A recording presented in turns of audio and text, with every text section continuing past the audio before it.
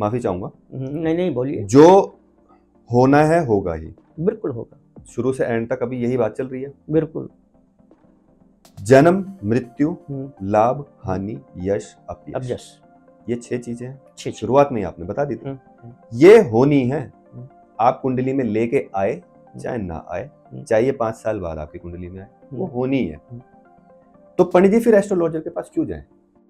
दोस्तों, बहुत सी वीडियो आपने देखी होगी जिसमें एस्ट्रोलॉजी से रिलेटेड आपने बहुत सारी वीडियोस देखी होंगी जिसमें लोगों का भविष्य बताया जाता है, तरह तरह के उपाय बताए जाते हैं और आप लोगों ने उनको किया भी होगा।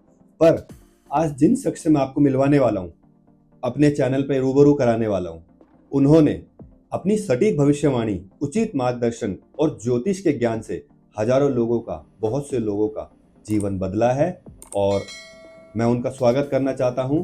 पंडित जी, स्वागत है आपका श्री अवधेश तिवारी जी का। शुभ आशीर्वाद, भगवान कल्याण करे जी, बहुत बहुत हमारा भी कल्याण हो, सबका कल्याण सारी हो। मनोकामनाएं पूर्ण हो। बहुत बहुत बहुत बहुत धन्यवाद पंडित जी। कैसे हैं पंडित जी आप? बस अच्छे हैं, कोई दिक्कत नहीं, भगवान की कृपा चल रही है। पंडित जी, पहले आप अपने बारे में थोड़ा बताएं, आप कहाँ विराजमान होते हैं और कहाँ? देखिए, हम वैसे हमारा मूल स्थान, हम रहने वाले यूपी अयोध्या से हैं जी। आज करीब 15 साल से हम हनुमान मंदिर कनाट प्लेस में बैठते हैं जी। और ये इस चीज़ को हम करीब 15 साल हो भी गया। इसके पहले हमारा वहीं अयोध्या में था जी। लेकिन ये है कि समय कब कहाँ किसको ले जाए इसको किसी ने नहीं देखा है, किसी को नहीं ले।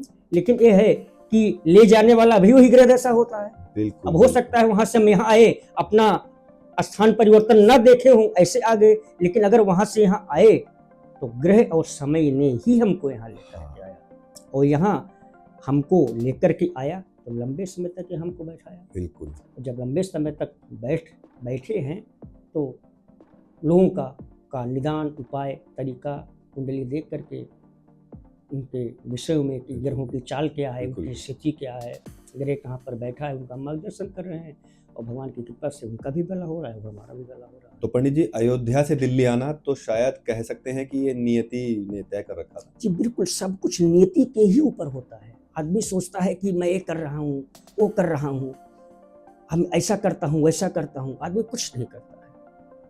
अब इसका स्पष्ट आप देखिए, भगवान श्री कृष्ण ने जब अर्जुन को ज्ञान दिया तो उन्होंने क्या लिखा? उन्होंने जब भी कुछ कहा, ये मैं करता हूँ, वो करता हूँ, उन्होंने कहा, उनको यही कहा कि सिर्फ कर्म करो, कर्मण्येवाधिकारः, कर्म करो, फल की चिंता मत करो। और उस फल आपको कब और कहाँ और कैसे मिलेगा, निश्चित मिलेगा, जरूर निश्चित मिलेगा, लेकिन ये नियति के ऊपर निर्भर है। तो इसलिए आप करते रहिए और जो आप जैसे कर्म किए रहेंगे उसी हिसाब से उसका फल मिलता रहेगा। बहुत बहुत बहुत बहुत बड़ी बात और समझ। तो नियति ही सब कुछ कराती है जी। नियति ही आपको गाल पे थप्पड़ मरवाएगी और वही पान का बीड़ा खिलाएगी। सही बात। राजा से रंग भी बनाएगी, राजा से रंग भी वही करता है। तो समय इसलिए कहा गया है, शास्त्रों में लिखा भी गया है, पुरुष बलि नहीं होते हैं, समय होत बलवान, और भिल्ले गोपी लूट गए, वही अर्जुन वही बाण। और ऐसे स्थितियों में जब भगवान राम का वनवास हुआ, उस समय भरत अयोध्या में थे नहीं, और जब अयोध्या आए तो उनको पता चला कि हमारी ही माँ ने हमारे ही लिए, हमारे ज्येष्ठ को वनवास करवाया। तो इसका अगर हम अपने माँ के गर्भ से जन्म ही ना लिया होता तो ये होता नहीं। इसका उत्तरदायित्व मैं हूँ। तो इसने इतने व्यथित हो गए, तब वशिष्ठ के पास गए, गुरु वशिष्ठ।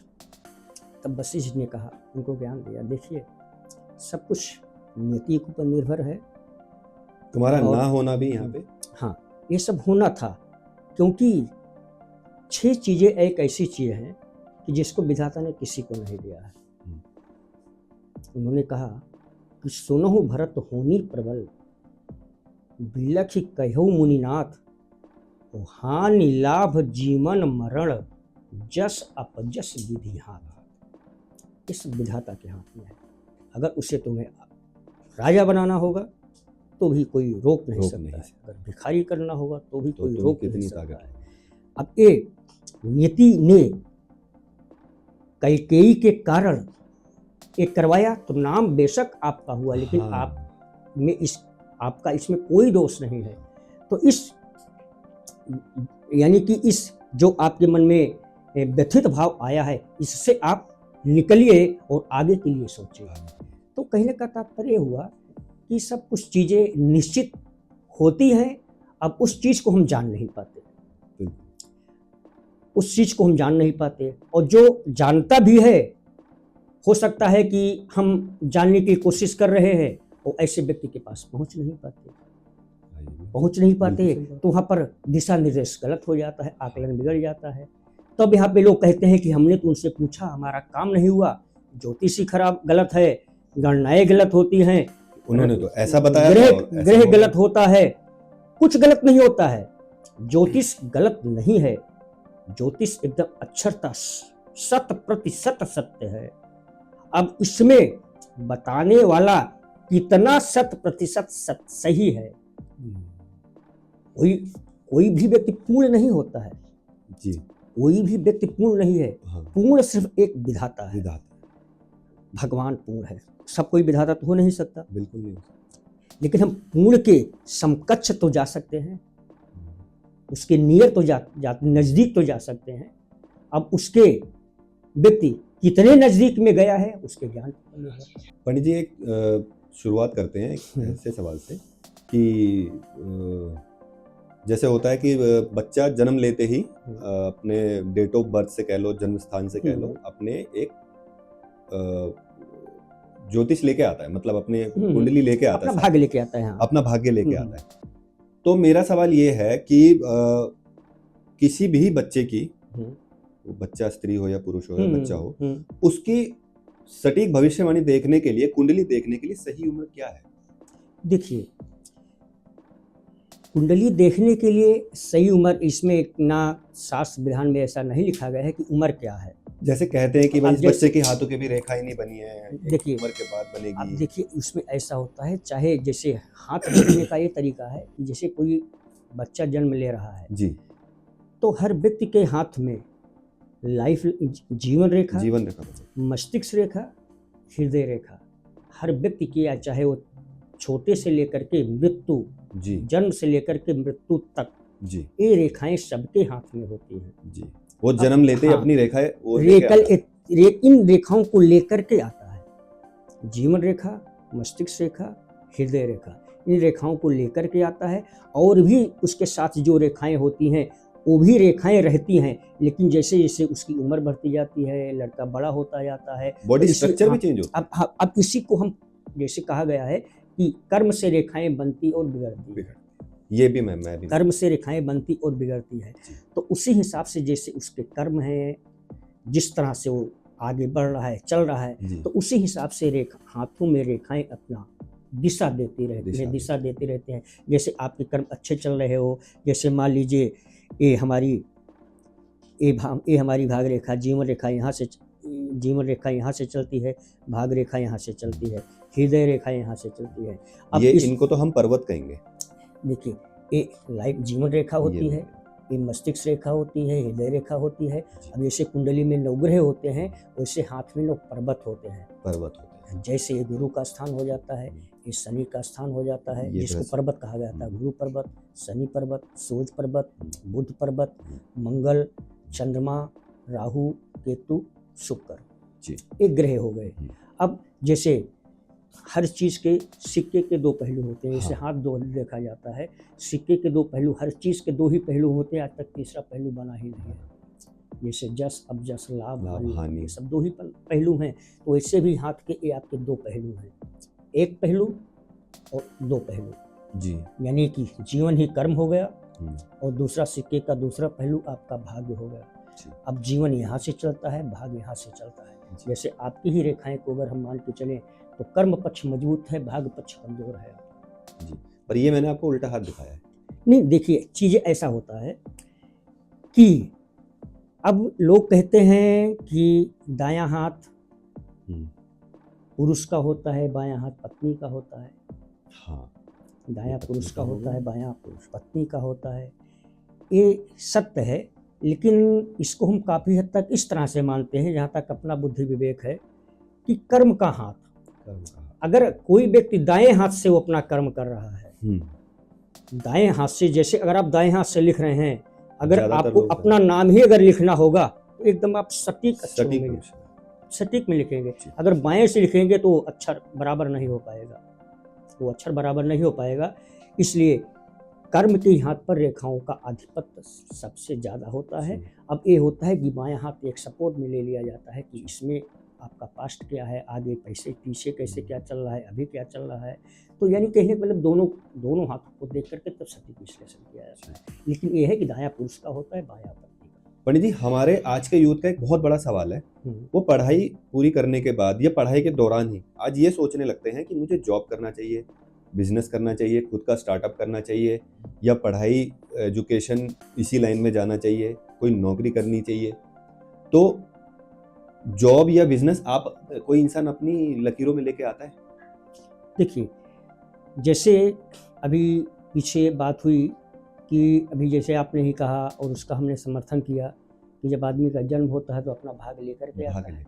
जब वो अपना भाग लेकर के आया है तो अपना ये भी लेकर के आया है कि हमको व्यवसाय करना क्या है। वो लेकर के आया है, लेकिन उसको पता नहीं कि मुझे करना क्या है, हम क्या करें। इसीलिए तो ज्योतिष के पास जाता है, मार्गदर्शन के लिए जाता है। अब वो देख कर आदमी बताता है कि लेकर तो आया है, लेकर के लेकिन आया क्या है। आदमी लेकर के आता है, लेकिन जो लेकर के आया उसको तो नहीं पता है ना। अब जिसको पता है उससे पूछेगा, आदमी बताता है आपके लिए क्या अच्छा रहेगा। कभी कभी ऐसा होता है व्यक्ति के व्यापार और नौकरी दोनों चीजें होती हैं। कुछ व्यक्ति होते हैं अपना भी नौकरी भी कर रहे हैं और साइड से इनकम के स्रोत के लिए कोई दाएं बाएं काम कर रहे हैं, और कोई होता है कि सिर्फ एक ही चीज के लिए बना है। कोई व्यक्ति ऐसा होता है कि उसको अपना ही काम कर सकता है, नौकरी कर ही नहीं पाएगा। अब कारण नौकरी, हाँ हजूरी की नौकरी होती है, अब वहाँ उसको हाँ जी करना है और वो उसके अंदर वो है ही नहीं, तो वो कैसे करेगा। तो कभी कभी किसी के लिए दोनों चीजें होता है, कभी कभी किसी की एक ही चीज होता है। किसी को फलेगा ही सिर्फ नौकरी के साथ साथ बिजनेस, ऐसा नहीं कि उसको सिर्फ बिजनेस ही फलेगा या सिर्फ नौकरी के संलग्न वो कर सकता है। हाँ, किसी को दोनों फलता है, किसी को दोनों फलता है और किसी को एक में ही उसके लिए ज्यादा अच्छा होता है जी। अब ये देख करके बताया जा सकता है आदमी क्या करे, क्या करना है उसे। जी, बहुत बढ़िया, बहुत मजा आ रहा है दोस्तों पंडित जी से बात करके। बहुत ज्ञान की बातें हो रही हैं, बहुत मजा आ रहा है। पंडित जी, जैसे स्त्री पुरुष विवाह करते हैं, विवाह के बाद लोग ये भी जानना चाहते हैं, बहुत लोगों का एक सवाल होता है कि विवाह उपरांत हमें प्रथम जो उत्पत्ति होगी वो कन्या की होगी या बच्चा बॉय जन्म लेगा या पुत्री जन्म लेगी, क्या ये भी अंदाजा लगाया जा सकता है? नहीं, अंदाजा देखिए, ज्योतिष अंदाजा नहीं है जी। जिसको ज्ञान नहीं है उसके लिए अंदाजा है। अच्छा। और जिसको ज्ञान है उसके लिए अंदाजा नहीं है जी। अब आपकी शादी हुई, शादी के उपरांत कब आपकी संतान होगी और कितनी होगी। अच्छा। कब होगी और कितनी होगी और क्या क्या होगा, लड़का होगा कि लड़की होगा, पहले लड़का होगा कि लड़की होगा, सिर्फ लड़की ही होंगी कि लड़की ही होंगी। और कभी कभी ऐसा होता है कि जैसे पहले के समय में, जैसे हमसे ही लोग प्रश्न पूछते हैं कि पंडित जी हमारे कितने संतान है। अच्छा। पूछते हैं हमारे कितने संतान होगी, तो किसी को हम बोलते हैं आपको लड़का लड़की दोनों है, किसी को बोलते हैं 2 संतान है, और किसी को बोलते हैं आपकी संतान बहुवचन में है। अच्छा, समझ गया। बहुवचन में पूछते हैं, इसका बहुवचन का मतलब क्या हुआ। हमने कहा बहुवचन का मतलब हुआ 3 से ऊपर, 2 से ऊपर, 2 से ऊपर बहुवचन में हो गया।